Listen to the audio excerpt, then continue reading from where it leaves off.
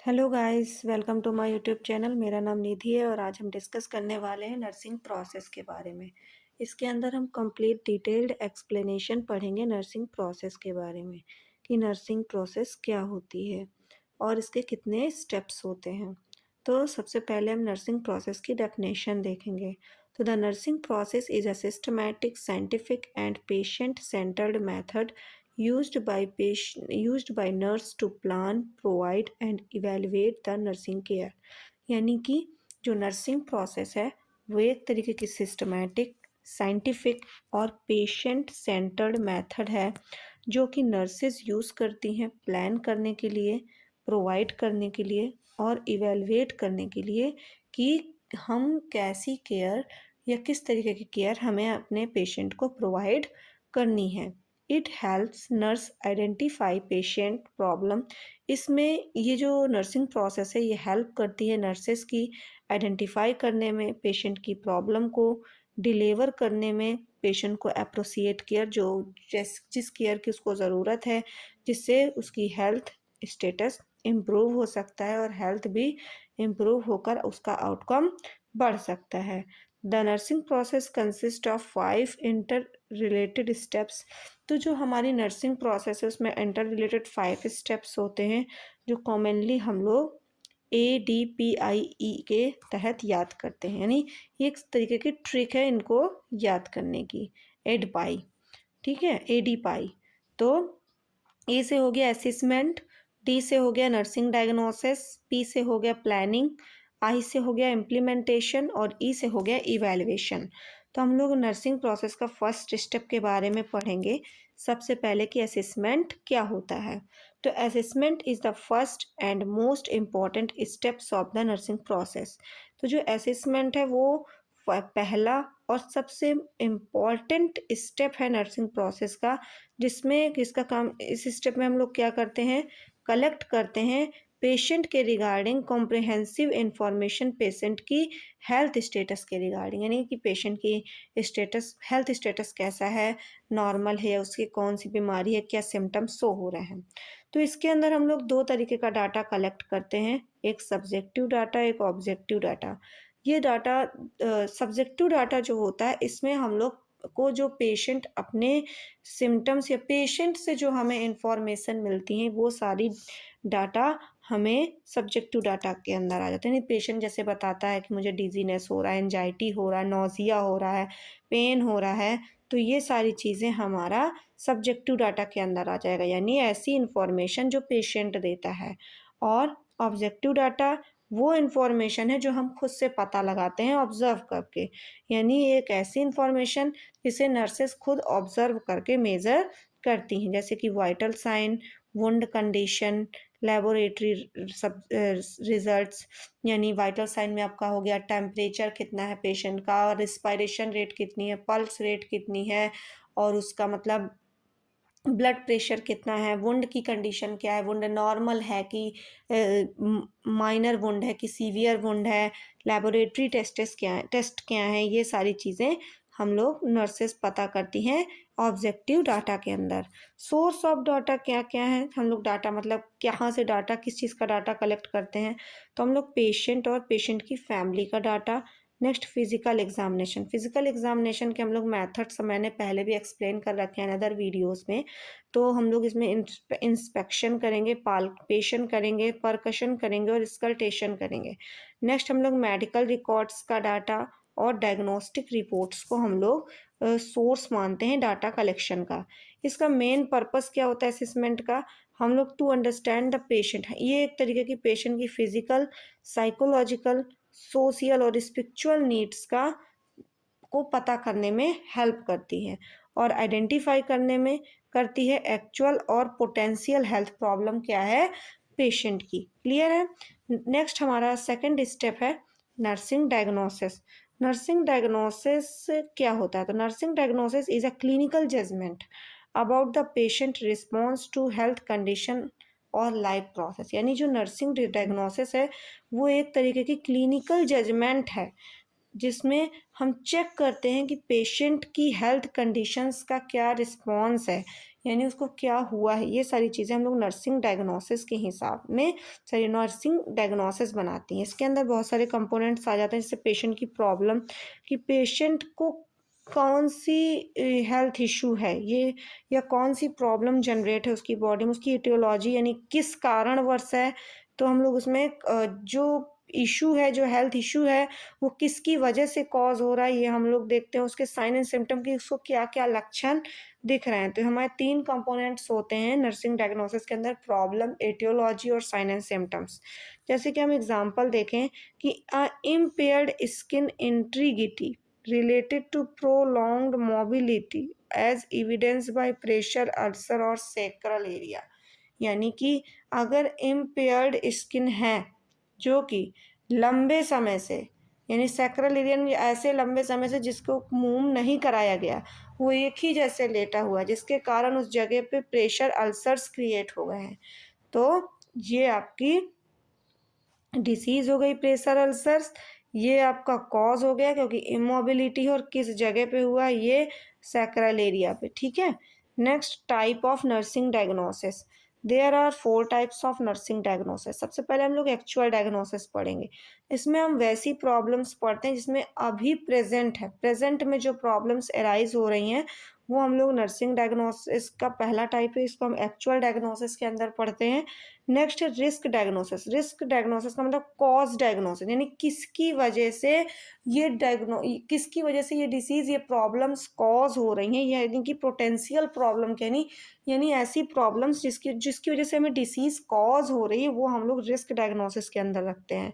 Health promotion diagnosis के अंदर हम लोग रीडीनेस टू इम्प्रूव हेल्थ, यानी हेल्थ को कैसे इम्प्रूव करें, ये सब चीज़ें हम लोग प्रमोशन डायग्नोसिस के अंदर पढ़ते हैं।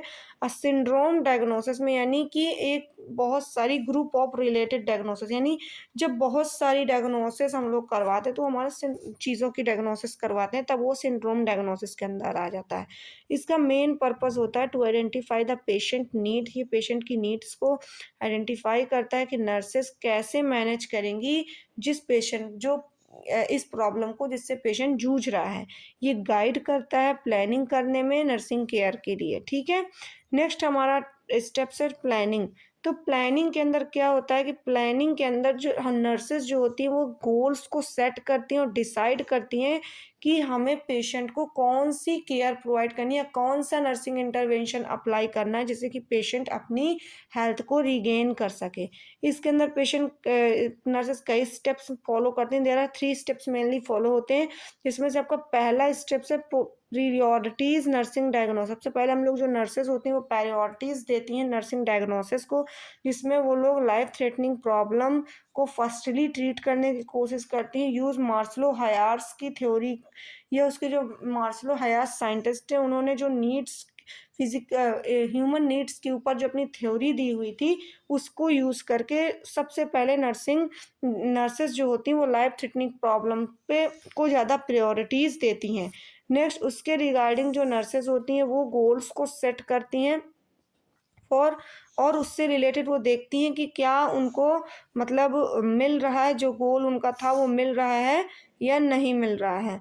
नेक्स्ट है, इन्होंने कुछ गोल को रखा हुआ है स्मार्ट के नाम से।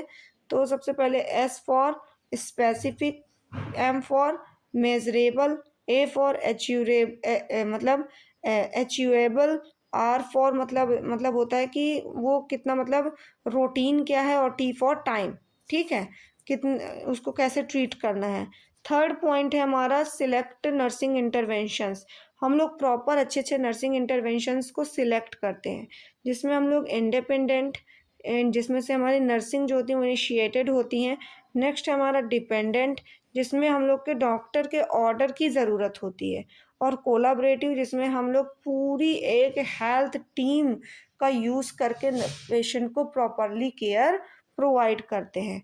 नेक्स्ट पर्पस क्या क्या होते हैं, तो टू प्रोवाइड द ऑर्गेनाइज्ड, सबसे पहले हम लोग प्रोवाइड करते हैं एक organised and individualised nursing care, जिससे कि पेशेंट अपनी हेल्थ को अच्छी तरीके से रिगेन कर सके और अपनी बीमारी से लड़ सके। To ensure continuity of care, और इससे हम लोग ये भी मतलब कंफर्म करते हैं कि हमें पेशेंट को भी कितनी केयर प्रोवाइड करनी है। नेक्स्ट, इसी सारी चीज़ें हम लोग प्लानिंग के अंदर एक प्लान सेट कर देते हैं। इम्प्लीमेंटेशन में क्या होता है कि हमने जो एक परफेक्ट गोल को सेट किया, यानी प्लान बनाया है, उसको हमें पेशेंट के ऊपर मतलब इम्प्लीमेंट करना है। तो वही चीज़ लिखी हुई है कि implementation is a action phase. ये एक तरीके का एक्शन फेज होता है जिसमें जो नर्स ने मतलब प्लान किया है अपने इंटरवेंशंस को, वो पेशेंट के ऊपर अप्लाई करती हैं, जिसमें वो लोग एक्टिविटी परफॉर्म करते हैं इम्प्लीमेंट, जिसमें हम लोग प्रोवाइड डायरेक्ट पेशेंट केयर, वो लोग डायरेक्टली पेशेंट केयर प्रोवाइड करती हैं। नेक्स्ट, एडमिनिस्ट्रेटिंग मेडिसिन, वो लोग मेडिसिन एडमिनिस्ट्रेटिंग करती हैं। Visiting the activity of daily living, वो लोग असिस्टिंग करती हैं डेली एक्टिविटीज़ को पेशेंट की। हेल्थ एजुकेशन और काउंसलिंग प्रोवाइड कराती हैं पेशेंट को। प्रिवेंटिव केयर्स प्रोवाइड कराती हैं।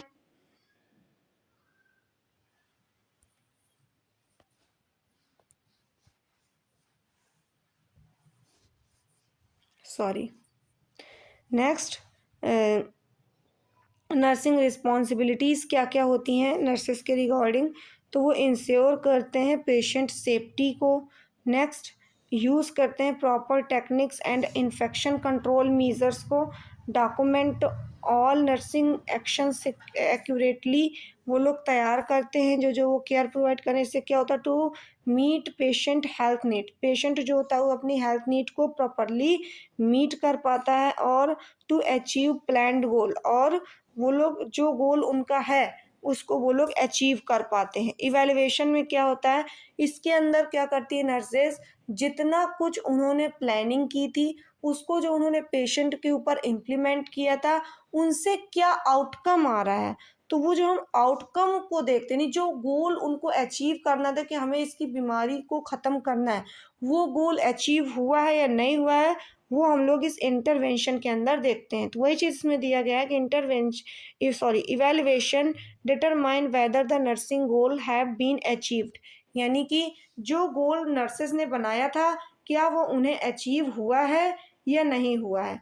इसके अंदर बहुत सारे स्टेप्स होते हैं, जिसमें से आपका पहला स्टेप हो जाता है कंपेयर पेशेंट करेंटली स्टेटस, जिसमें से हम कंपेयर करते हैं पेशेंट का करंट स्टेटस जो एक्सपेक्टेड आउटकम है, यानी जो मतलब जो हमने एक्सपेक्ट किया था उस आउटकम से क्या इनका करंट स्टेटस मैच कर रहा है या नहीं कर रहा है, इस चीज़ को हम कंपेयर करते हैं। एसिस करते हैं हम पेशेंट के रिस्पॉन्स को, क्यों, नर्सिंग इंटरवेंशन के रिगार्डिंग। नेक्स्ट, हम लोग पॉसिबल आउटकम्स चेक करते हैं कि हमें जो गोल डिसाइड किया था वो मिल रहा है कि नहीं मिला है। हम लोग गोल्स पार्शियली मीट, कि हमें थोड़ा सा मतलब कि हमें पार्शियली हम लोग अपना गोल अचीव कर पाए या नहीं, या फिर हमें बिल्कुल भी अपने गोल को अचीव नहीं किया है। एक्शन आफ्टर इवैल्यूएशन, क्या एक्शंस होते हैं इवैल्यूएशन के बाद, तो कंटिन्यू प्लान इज इफेक्टिव, जो कंटिन्यू प्लान होता है वो इफेक्टिव होता है। और modify the care plan in goal are not meet, यानी अगर हमें हमारा गोल अचीव नहीं हुआ है तो हम लोग अपने केयर प्लान को और भी ज़्यादा मॉडिफाई करते हैं। Terminate the care plan if goal is achieved, अगर अगर हमें हमारा गोल अचीव हो गया है तो हम लोग अपने केयर प्लान को टर्मिनेट कर देते हैं। पर्पस क्या क्या है, to measure the effective nursing care, हम लोग इफ़ेक्टिवनेस नर्सिंग केयर की इफ़ेक्टिवनेस को मेज़र करते हैं और इम्प्रूव करते हैं पेशेंट की क्वालिटी ऑफ केयर को। करेक्टरिस्टिक्स क्या है नर्सिंग प्रोसेस को, ये एक तरीके की सिस्टमैटिक प्रोसेस होती है, ऑर्गेनाइज्ड प्रोसेस होती है। इसमें डायरेक्ट इस प्रोसेस की मदद से डायरेक्ट हम लोग पेशेंट के ऊपर फोकस करते हैं, उसको ईजिली ट्रीट कर लेते हैं। ये एक तरीके की डायनामिक और कंटिन्यूअस प्रोसेस होती है और ये गोल ओरिएंटेड होती है। हम लोग इसमें गोल गोल मतलब एक फिक्स करते हैं और उसी के ऊपर हम लोग बाकायदे काम करते हैं। ये बेस करती है एक तरीके की साइंटिफिक प्रिंसिपल्स के ऊपर, ये थ्योरी बेस्ड होती है। इसके क्या इंपॉर्टेंस है, तो नर्सिंग प्रोसेस इंश्योर करती है आपकी high quality of nursing care के बाद, नर्सिंग केयर को इंश्योर करती है। इसमें इम्प्रूव होता है आपका communication among health care professionals से, और प्रमोट करती है आपकी क्रिटिकल थिंकिंग को और क्लिनिकल डिसीजन मेकिंग को। इनहेंस द पेशेंट सेटिस्फेक्शन, इसमें क्या होता है, ये पेशेंट के सेटिस्फेक्शंस को भी बढ़ाती है और सेफ्टी को भी इनहेंस करती है। क्लियर है? तो आज के वीडियो में इतना ही। यदि आपको नर्सिंग प्रोसेस से रिलेटेड जो टॉपिक है वो आपका क्लियर हुआ हो तो मेरे चैनल को लाइक करें, सब्सक्राइब करें एंड बेल आइकन को प्रेस करें। और अगर आपको फिजिकल एग्जामिनेशन के बारे में कंप्लीट डिटेल्ड स्टडी चाहिए तो उसका वीडियो मेरे चैनल में अपलोडेड है, आप मेरे चैनल पे जाकर उस वीडियो की स्टडी कर सकते हैं। Thank you.